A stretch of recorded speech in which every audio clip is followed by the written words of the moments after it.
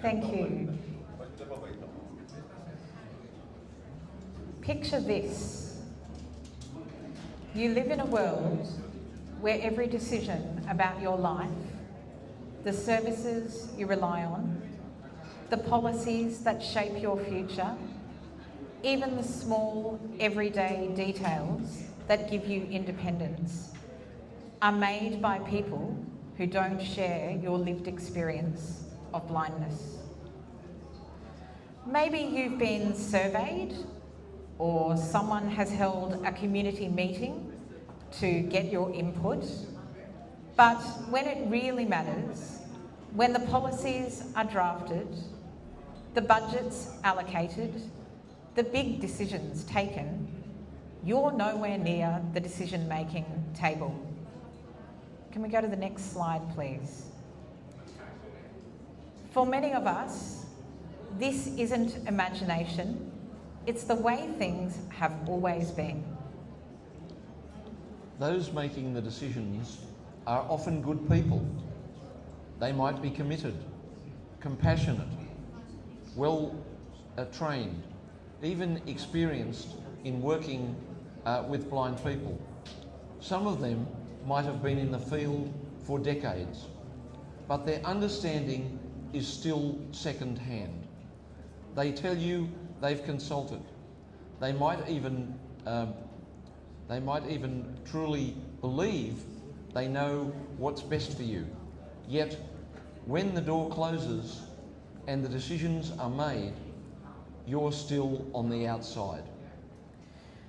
Now, imagine something completely different.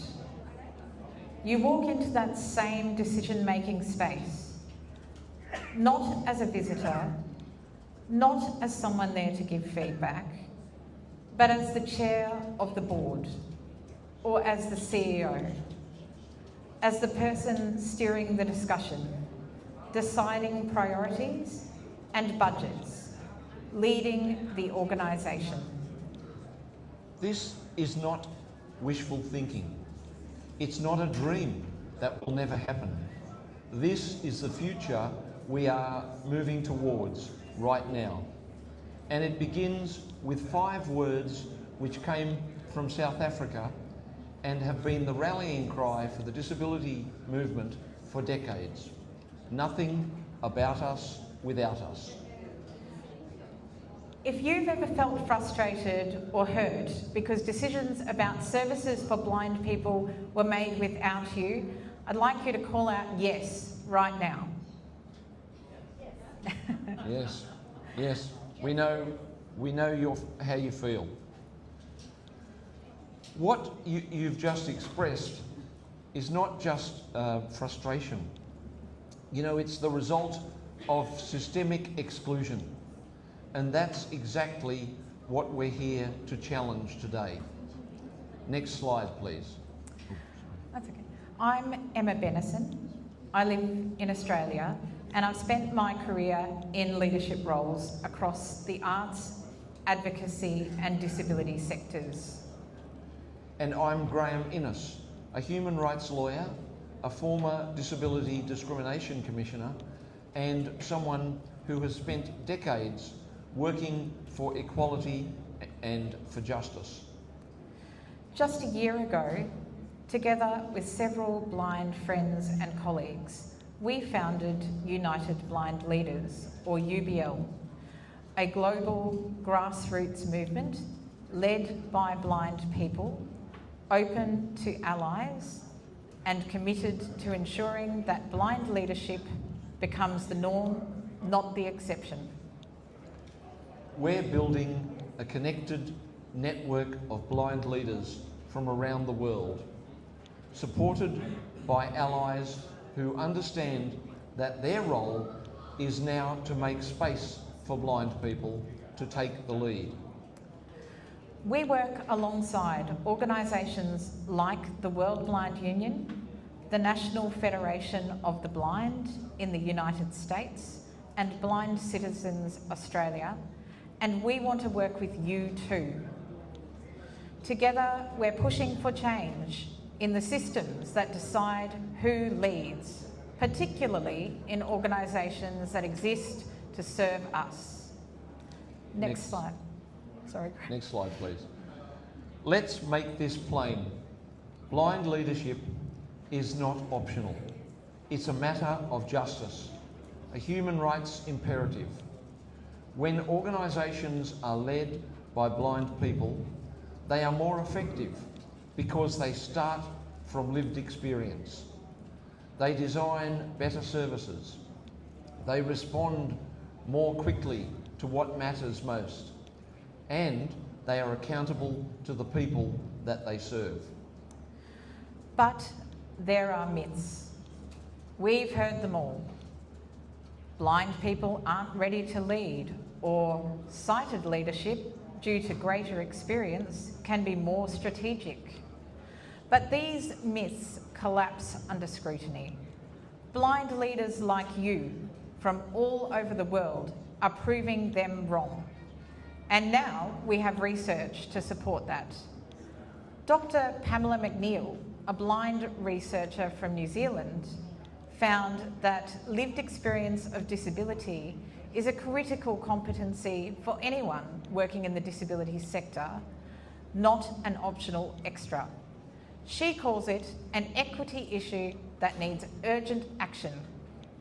And Dr. Beverly Dugwood and her blind research team in the UK found in the Achieving Equality study that peer support from people with lived experience consistently leads to better outcomes in education and employment.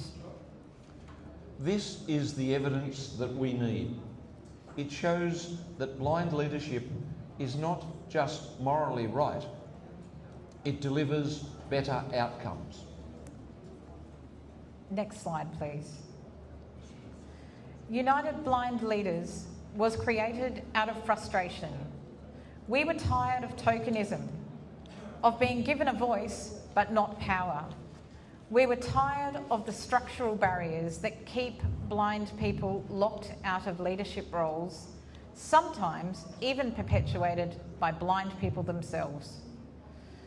We wanted an organisation owned by blind people, open to allies, and independent enough to speak truth to power, whether that power sits in a service provider, an advocacy body, or in the vision and eye health sector. With both of us, this is a very personal issue. We've sat through countless board meetings where blind people are spoken about like case studies or statistics, but not treated as decision makers. UBL was our way of saying enough. I've seen what happens when authentic leadership takes hold. In 2012, when I was chair of Arts Access Australia, the peak body representing artists with disability at that time, the non-disabled CEO decided to step aside to make way for a disabled leader. Ultimately, I stepped into that role. And while it didn't have to be me, the impact was undeniable. For the first time, our government introduced dedicated national funding for artists with disability. Disabled staff were hired and thrived, and disabled artists told us they finally felt seen and heard. That's the kind of leadership UBL exists to promote. And during my time as Australia's Disability Discrimination Commissioner, my blindness was not incidental, it was essential. I understood discrimination in a way that can't be taught. That perspective led reforms to audio description in cinemas, tactile ground surface indicators, and train station announcements. This is what blind leadership can deliver. Next slide, please. So, how do we achieve this? We change governance structures to ensure there's space for blind leaders, recognising that our career paths are often non-traditional because we've been locked out of many opportunities. We invest in mentoring and succession planning to prepare the for the next generation. And we ask allies to step up, not to lead for us, but to amplify our voices and clear the way. We're seeing early signs of progress. In Australia, thanks to our encouragement through writing to their board and the support of over 1,400 signatories to UBL's petition, Vision Australia's recent CEO and board recruitment processes appear to signal a new approach.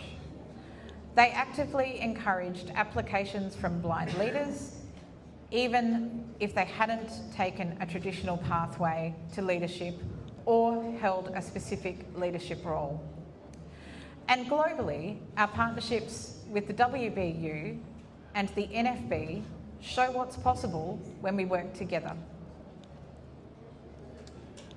But research tells us that there are problems which remain. Dugwid's work shows that without robust data on blind people's life outcomes, change stalls. McNeil's study reveals that attitudinal and structural barriers persist because most decision making still remains in the hands of non-disabled people. That's why blind leadership is not just desirable, it's essential for progress. Next slide, please. So here's our call to action for you. We would like you to take the pledge. Change begins with a commitment. Today, we're asking you to sign a pledge, adapted with permission from the National Federation of the Blind, to make blind leadership a reality in your country and your organisation. Next slide, please. The pledge reads, I pledge to support the leadership of blind people in organisations that serve us. I commit to advocating for blind leaders at every level of decision making and to challenging systems that exclude us. Blind people must not only be at the table, we must lead it. Next slide, please. You can sign right now. If you have a phone or a device, go to unitedblindleaders.org/pledge. That's unitedblindleaders.org/pledge. If you prefer, you can raise your hand and someone from our team will come to you to take your name and email so we can sign you up directly. And if you don't have time now, we'll be at the back of the room to take your details after the session. And the conference organisers will send the link out later. Please don't wait. Sign now. Share the link. This is how movements grow. Next slide, please. Blind leadership isn't only about representation. It's about shifting power. It's about justice. It's about ensuring our community leads in shaping our future. Next slide, please. Graeme. So we'll end as we began, with the words that guide our movement. Nothing about us without us. This is our time. Let's claim our place at the table and step into our power. Thank you for listening. We welcome your questions if time allows. Thank you very much. Thank you.